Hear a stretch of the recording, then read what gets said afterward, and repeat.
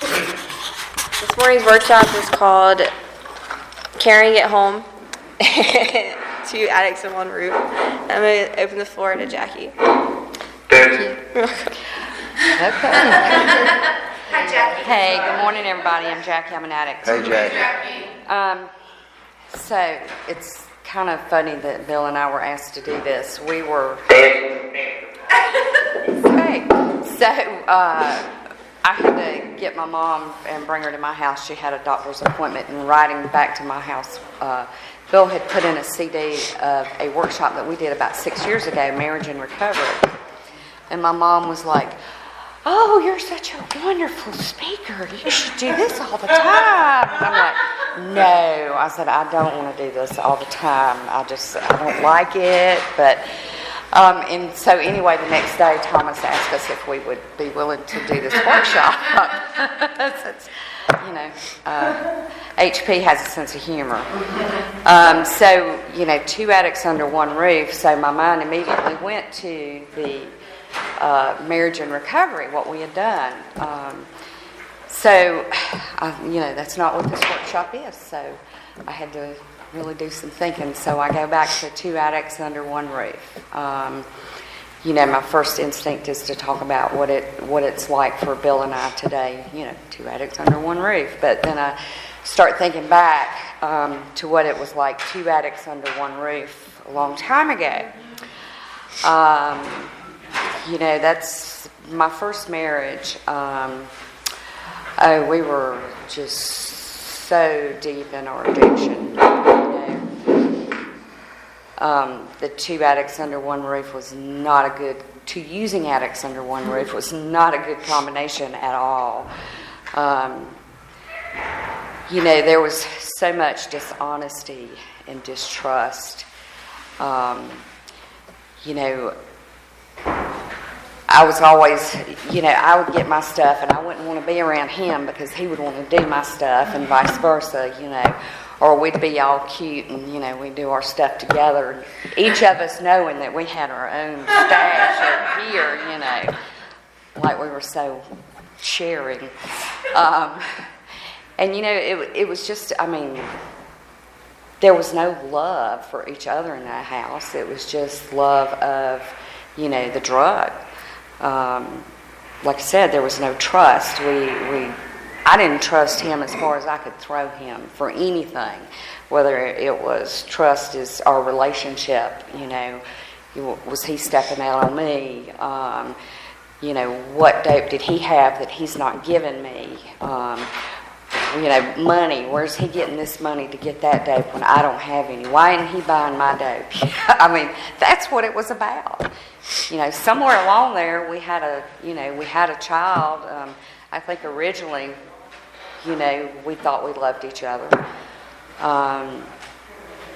So that two addicts under one roof went away fairly quickly.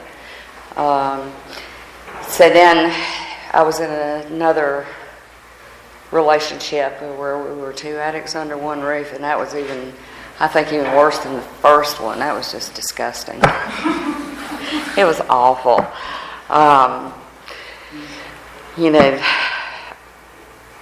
It was just the same. It was just the same thing. Lying, cheating, stealing. There was no love. It was just a using relationship. I didn't care about myself. I didn't care about him. All I cared about was what I could put in to change the way I felt, change who I was. Fortunately, God intervened in my life and, I got clean. And it's just been a whole different experience. At first I tried to go back to the second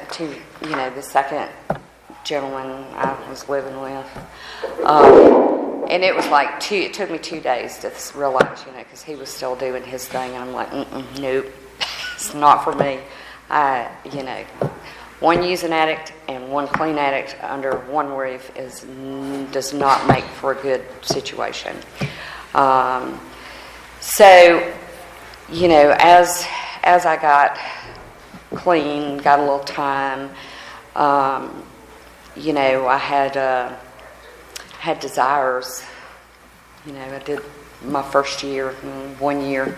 That's 365th day I had somebody, you know, in my house. No pure motives there. And anyway, long story short, let's fast forward ahead.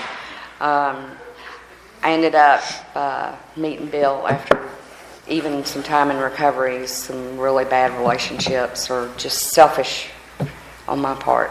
So I met Bill and we moved in together. So when we first moved in, you know, I was still back in that first relationship of no trust, thinking he was over here doing something he shouldn't do. And, you know, he had never given me any reason. So one of the first things I had to learn was not to treat him as if he had done something wrong based on my past relationships. And the biggest thing was communication. You know, I made a beeline to my sponsor because she was out of town to go over the craziness that was going in my head and, you know, communication. And even once my sponsor got home and I talked to her about the same situation, it's communication. So I had to be really uncomfortable and sit down with him and tell him, you know, the snooping I had done that made me feel uncomfortable. I had to, you know, just be honest, and that was kind of hard at first. You know, for us, I think it's a partnership. You know, I really have to watch myself and my motives all the time. You know, I don't want to go back into the being deceitful, being less than honest. You know, for us to cohabitate under one roof, I've got to be honest with him. These people should be up here now, but anyway.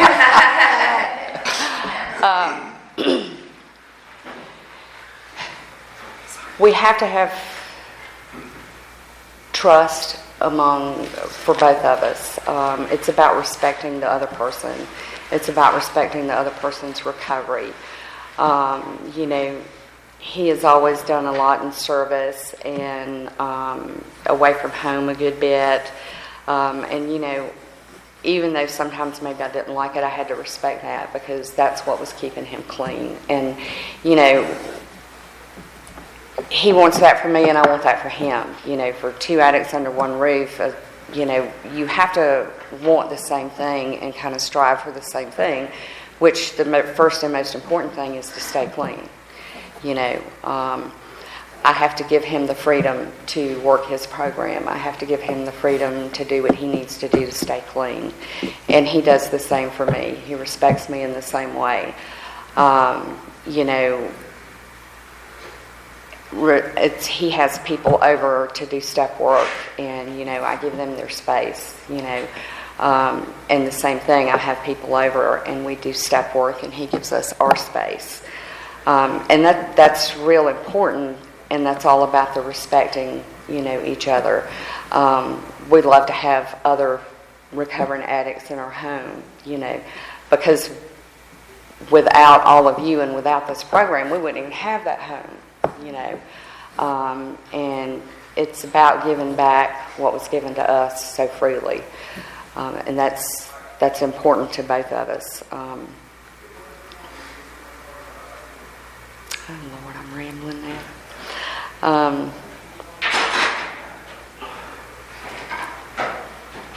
You know,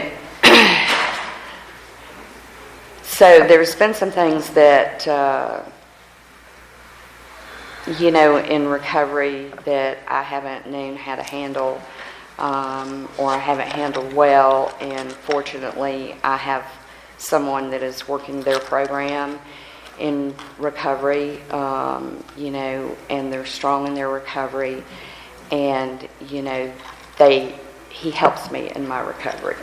You know, he certainly enhances my recovery. He's there for me. If he was using, he wouldn't be, you know, obviously.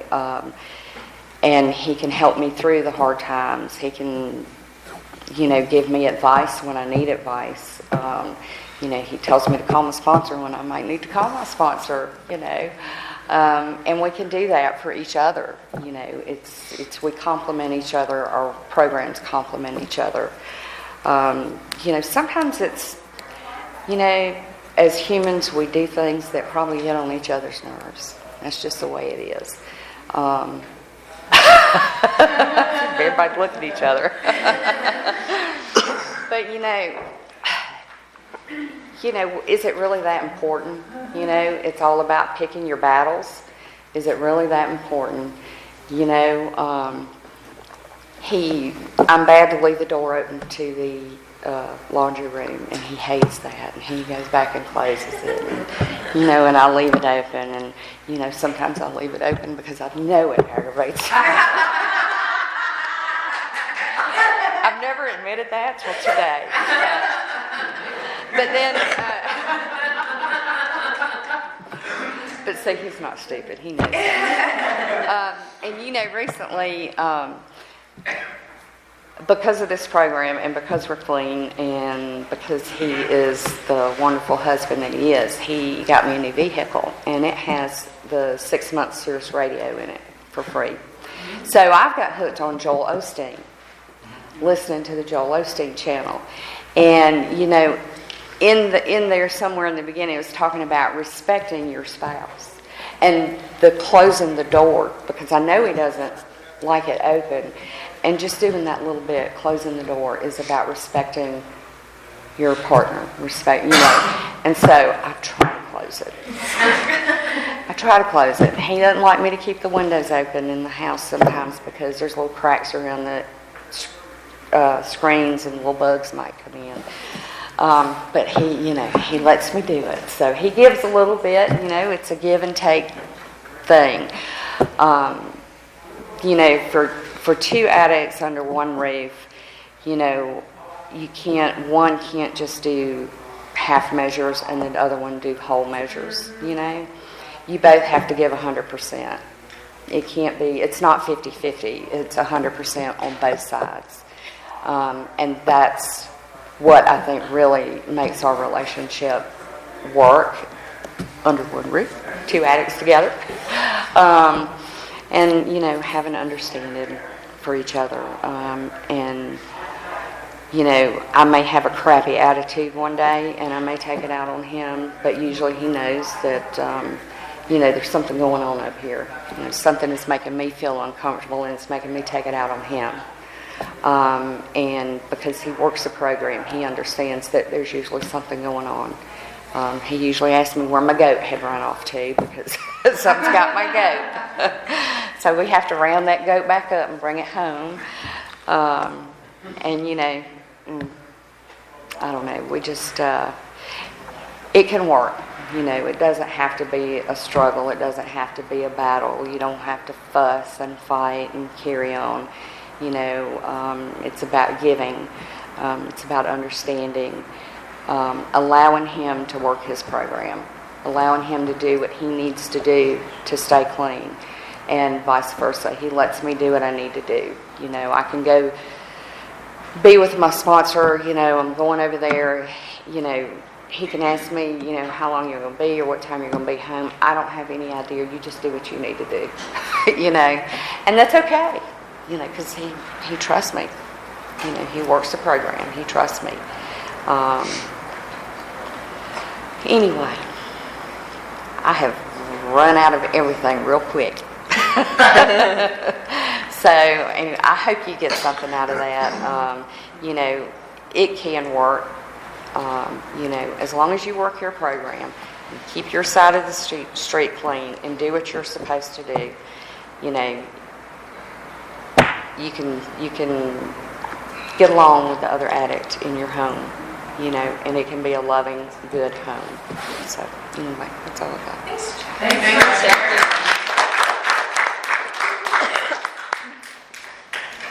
Hey everybody, my name is Bill and I'm an addict. And thank you so much to the committee and everybody that's doing some service work to make this convention be the success that it is in the process of being. I've been in your shoes. I know what your weekend's been about, and I salute you. Real quick service announcement. On July the 11th, Jeff W. and I will be celebrating at Oconee Oasis. And our speaker is going to be Sarah O.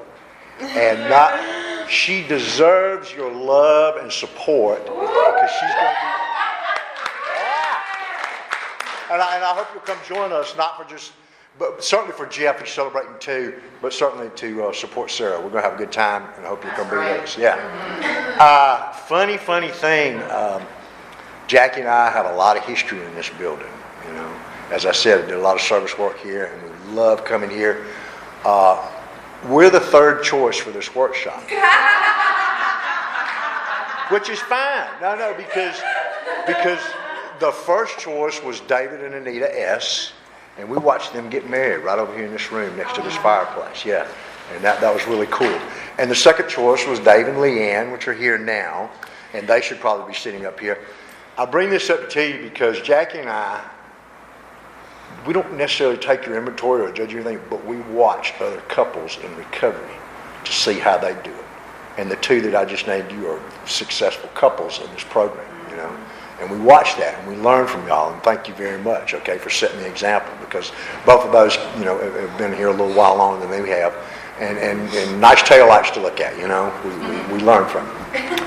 I spoke a couple of weeks ago, and I found out that if you just tell it like it is, whatever happened, I don't know whether it was good or not, but I know when I left there, I felt okay about myself, and that's the most important thing.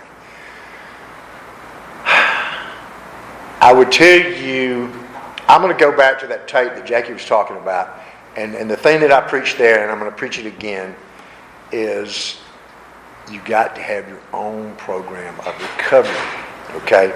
Because if I'm not taking care of Bill, then I ain't good to nobody else, all right? I grew up at the Hope House, and I was there, and I had just gotten divorced from my second wife, and I'm living in the Hope House, and it's the last house on the street. This is the end of it. Something's got to happen here. But I watched all these other guys. Well, I got to go back home to my wife, or I got to go back home to my girlfriend, or I got to do this. And they were so concerned about what they were doing, and they did not work on themselves. They didn't do any step work. They didn't get back to NA. They didn't do any of the suggestions that's offered to us. And they were constantly relapsing, and those relationships were going nowhere, So,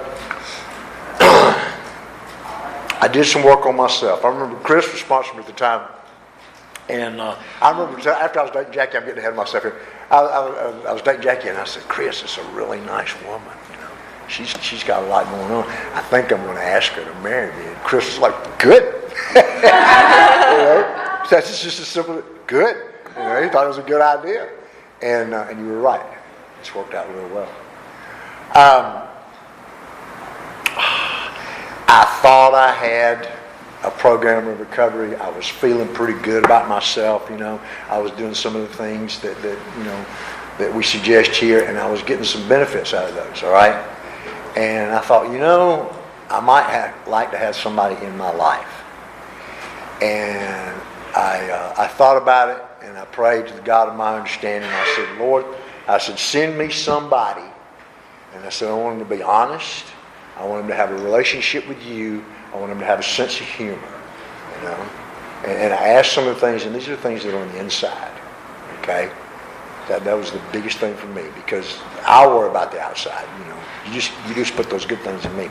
So I'm at a 5K road race over in Winterville. And I'm putting my packet up in the car, my T-shirt and everything, and this woman comes up behind me and she goes, hey, do you remember me? And I turned around and I went, yeah, you're Matt's ex-wife. She goes, yeah. I do my best today and whenever I can to say Jackie and I, not my wife and I. See, she's been blessed or cursed, no matter how you want to look at it, to have two husbands that were both A-type personalities. Okay, and if you don't know Matt, then me on steroids. How about that? But she's two A-type personalities, and sometimes, she gets a little overshadowed because we're vocal and we like the limelight and all this other stuff.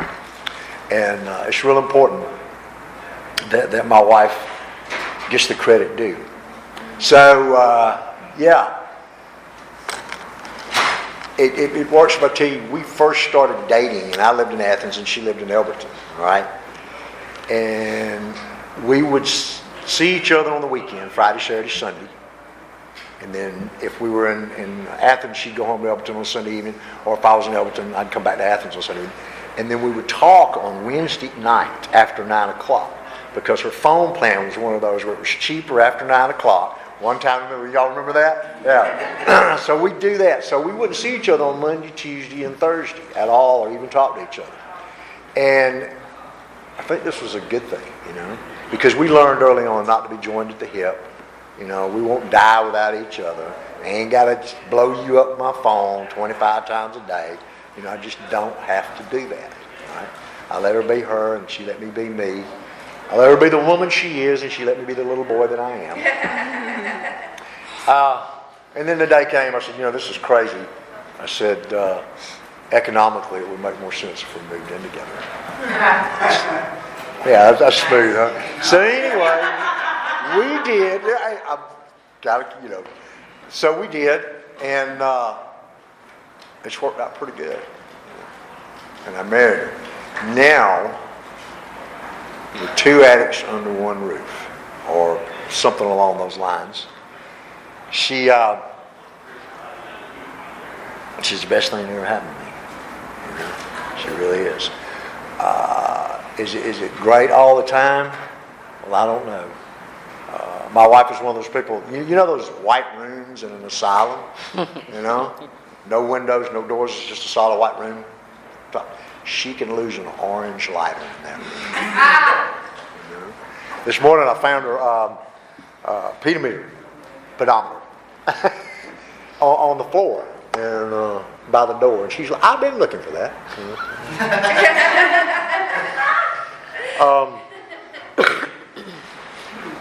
She talked about how we are good for each other, but it is about the communication. Sometime back, my wife had a son that passed away, and I really didn't know what to do. No idea, and because I've never been through anything like that. And my sponsor today is Joe P. He said, "You just hold her and love her." And I recall sometimes when I was outside working in the yard, I could hear her crying inside, and I would just go inside and put my arms around her and just lay there on the bed, and she would just sob uncontrollably. And that's probably the lowest time in our relationship. Not probably, it is. Nowadays, she's the example that I have for the things that I'm going through now. My mother-in-law is 83 years old, and she's had open heart surgery, and she's had double mastectomy, breast cancer. She's sitting in my house now smoking a cigarette on the couch. And but my wife took her to all these appointments, took her to all these doctor's things, and she stayed at our house. And I watched her be the caregiver for my mother-in-law and take care of her. Okay, today my mother has stage 4 lung and liver cancer, and it's highly aggressive, and she's gone through 2 months worth of chemotherapy, and it is not working.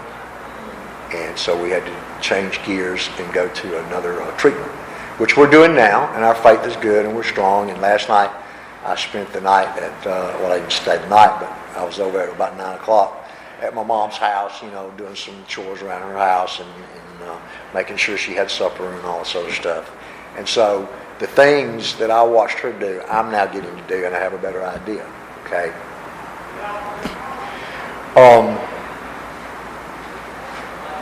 We do take care of each other, and our communication is good, and we're real honest. when Jackie and I were first dating, my ex-wife was a runner, and I still pined over her. And Jackie and I went to this race and ran this race, and the ex was there, and she saw us, and this was on a Saturday. On Sunday, my ex-wife called me on that Sunday, and she said, I think I'd like to, pursue something with you and see if we can work things out. And I was like, okay. This was on a Sunday. On Tuesday, I drove to Elberton, and this is the program that I talked about. The feeling, the base that we do, the things we do, so we learn and we grow and all this. I knew better than to call her up or send her a text or whatever. I drove to her house on that Tuesday night, and I sat down on her sofa, and I said, my ex-wife called me, and she wants to pursue a relationship with me, and I'm going to see what that's about. I'm going to explore that. And I just wanted to sit here and tell you. And we were supposed to go out to dinner, and I said, you still want to go out to dinner? She said, no, you can go on back to Athens. So I did.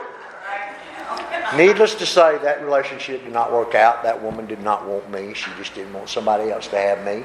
And that don't make her a bad person. We're all guilty of that. We've done it. So, thank goodness for NA, there was a fundraiser in Danielsville. That the race that I was talking about earlier happened in August. There was a fundraiser in Danielsville in November, Georgia-Auburn game. And we were there, and she was sitting in a chair, and I walked up beside her, and I gave her a little peck on the forehead right here. And I said, it's nice to see you. And we started talking at that little fundraiser, and we got together, and we never looked back. I tell you that story to tell you it was like 2 years later, I'm doing something, and I said, I'm real sorry about that. And she looked at me, she goes, that's okay. She said, I know who you are. She said, when you came and told me the truth about, your ex-wife and looking to pursue that, she said, you didn't call me, you didn't text me, you didn't play one against the other, you didn't slide off to Elberton, you didn't slide off to Monroe, and she said, I know who you are. And it gave me a lot of confidence in my relationship, okay, because, I am not as slick and cool as you may think. I have fears, I have concerns, I have all this other stuff, and she reassures me. I got some bad news, but we're going to use it here to make my point. In June of 2017, I quit smoking after 43 years. Yeah. Yeah, I'm not old. And anyway, I quit smoking after 43 years. A week ago, this past Thursday, I picked them back up.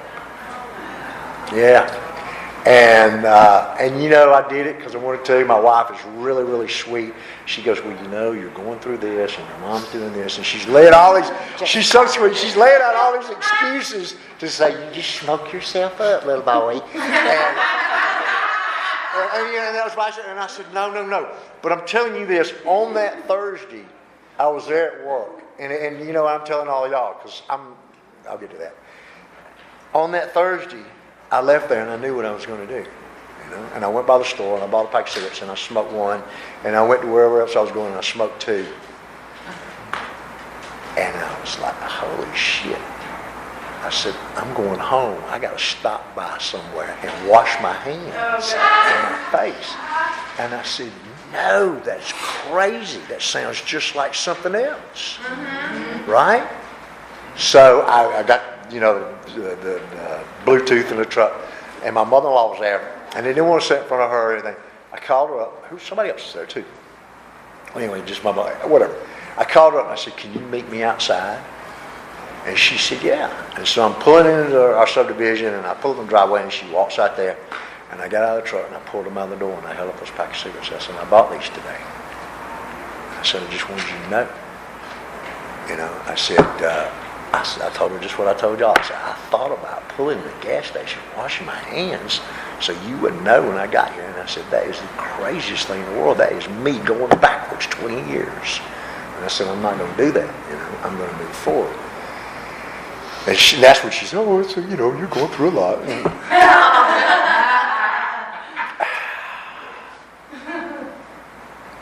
I cannot tell you the peace that we have at our house. We have very little chaos, virtually none. You know, we hear things about these other couples and this and other stuff, and so, you know, we just don't do that. You know, I don't know why. And yes, I'm not stupid. You know, I have walked in that house and I've looked at that laundry door and I know this bitch is doing it on purpose. Yeah, I know that. And anyway, but yeah, God, we have fun. I'm trying to think in my mind the principles that I learned, you know, that make our relationship better, because I'm telling you, if I don't do what I'm supposed to do with my recovery, then it won't be like it is at our house. And the same for her, okay? And you know, my wife and I pray together quite often. I'm 58 years old, and I'm not an old man, I promise you. But my wife and I make as much, if not more, love at the dinner table, talking, as we do in the bedroom, okay? We sit there, I come home in the afternoons, she gets home a little earlier than I do, and I have cheese and crackers for a little snack before I either go outside and work in the garden or do whatever I'm going to do. And we talk. We talk about our day. You know, we talk about what we've got coming up. You know, real simple stuff, but it's just good communication because we know where each other are. We know who we are. You know, I know what Thomas is not here, but Thomas knows now. When he goes, Bill, where you want to go eat? Or we're fixing to go eat, where do y'all want to go? I said, well, you got to ask Jackie. Well, he don't ask me no more. He goes and asks Jackie, because I will eat anything there is put in front of me. I'm just, I don't care. I love it all. And there's some things that my wife just doesn't like, and that's okay, you know. But Thomas knows now, and I know I extend her that courtesy, if you will, you know, because it's not a big deal to me. I'll eat whatever. Defects of character. I think I've kind of solved that, or not solved it, but have some growth, you know, with the honesty part that I was telling you about, you know. I don't need to lie to her. I don't need to be something I'm not. The other day we were going up to her mother-in-law's house, and I like to sing, and I had on an Alan Jackson CD, and I love to sing, and I cannot sing for a shit. And I just can't. But I love to do it, and she just lets me sing, and she just laughs, and she's such a whatever. And but also on that same night, I saw my wife in all her beauty. All her beauty.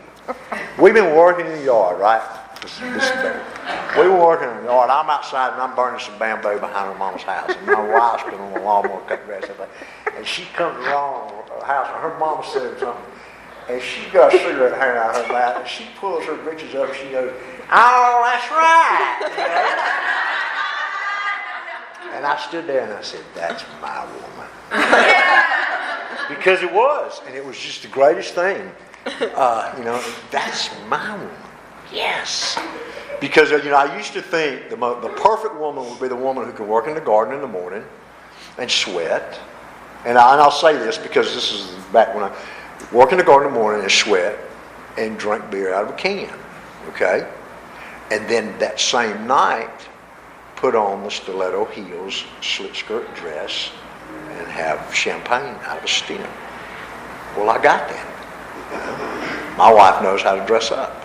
She looks good when she's time to step out, and she looks good when it's time to work in the garden. You know, I got it. I have got it. It's funny, I could go down another road, you know, but when you think about what you want or profess what you want, it'll come to you. Good and bad. Make no mistake. That equation is balanced out. It'll work both ways. But I thought those things, and then I saw it come to me. Gosh,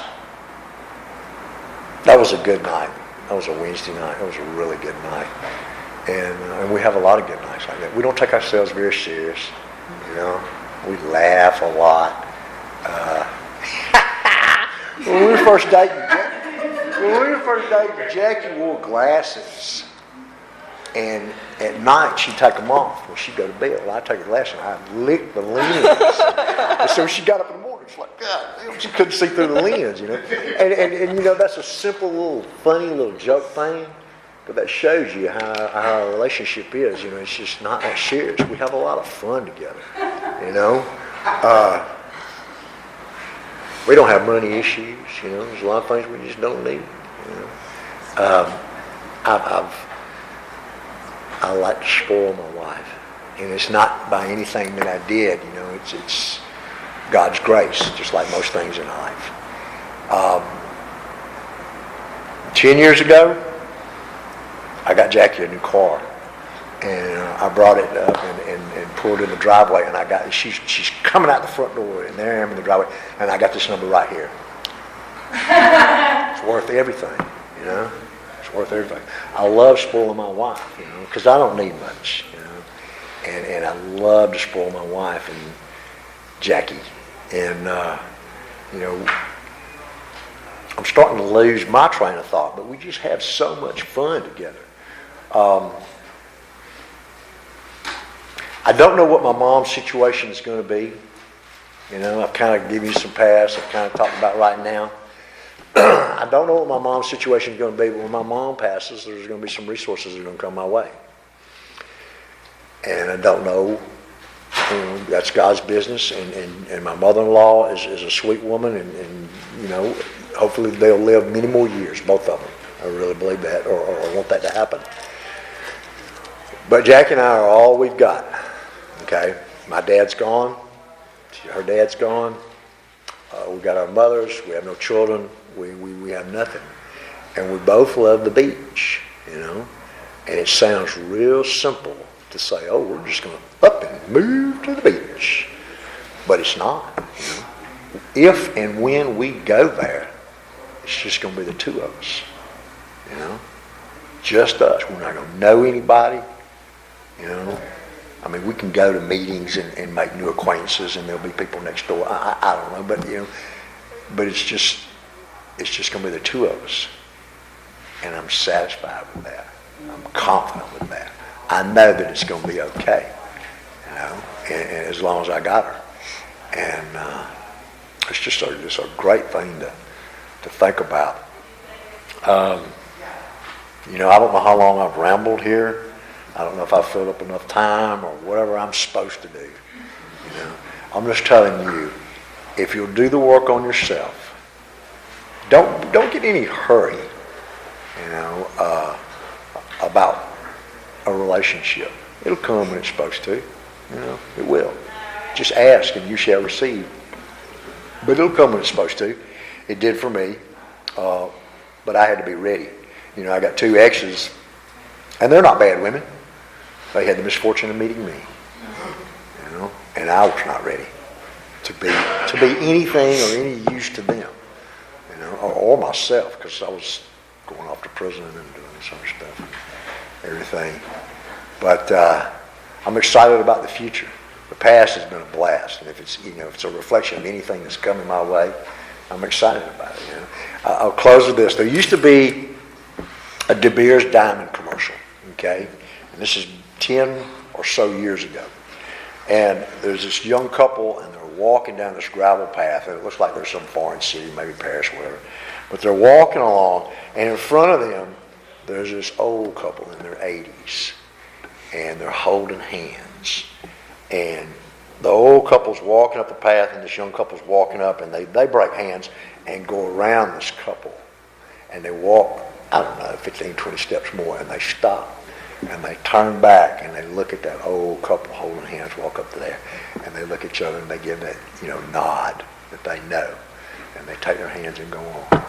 Yeah, that's what I want, you know, because right now I feel like Jackie and I are that. But when the time comes, I still think we're going to be that old couple, you know, and had our lives together, you know. And at some point maybe we can look at each other and say, you know, we did this, you know. And that would be just the coolest thing I could possibly imagine. Thanks again to the committee, and thanks for letting me share.